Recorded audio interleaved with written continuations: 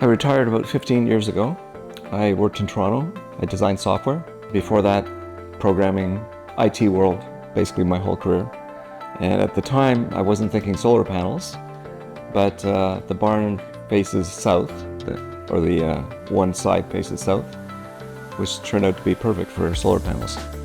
The electricity went in 1962, so before that it was no electricity.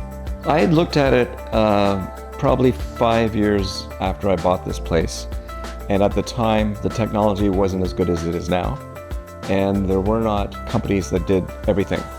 And then as time goes on, the technology changed and more people started doing it, and you see around the countryside more and more buildings with panels. Carbon footprint, getting off fossil fuels. I drive an electric car. It's been 9 years I've been driving an electric car. Gas prices don't bother me. I do have a lawnmower, ride-on lawnmower, so there is gas in.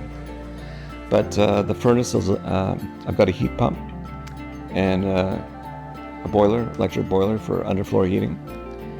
And so it made sense to have solar to feed the house. And with net metering, I get credits as it produces more. It's covered 70% of my energy costs, the 1 year. As I mentioned, I drive an electric car, so I charge my car at home almost exclusively. And I drive about 25,000 kilometers a year. So if you factor all that in, it makes sense that my electricity draw is higher. But once it got going, it was a few days to put the panels up, another couple days to hook up the inverters. All the inspections were taken care of. When it finally got hooked up, ESA came and reviewed it, inspected, and turned it on. I used to check daily, because it's connected to the internet. I could see the daily amounts. And after about 3-4 months, I was like, okay, and then it was weekly. Now, but once a month I go look at the stats, and I get my bill from Hydro One, and it has the net metering, so it shows how much is going in and going out. They just work.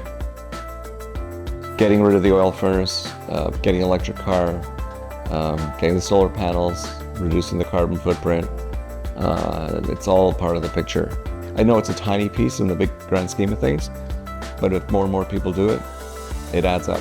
So there was a $5,000 grant to help pay for the upfront costs, $40,000 interest-free loan for 10 years. If those two things hadn't been there, I probably wouldn't have gone ahead. Be patient. It's a process, it takes time.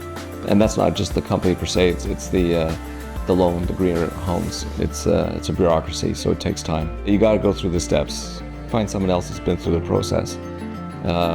It would be a great help.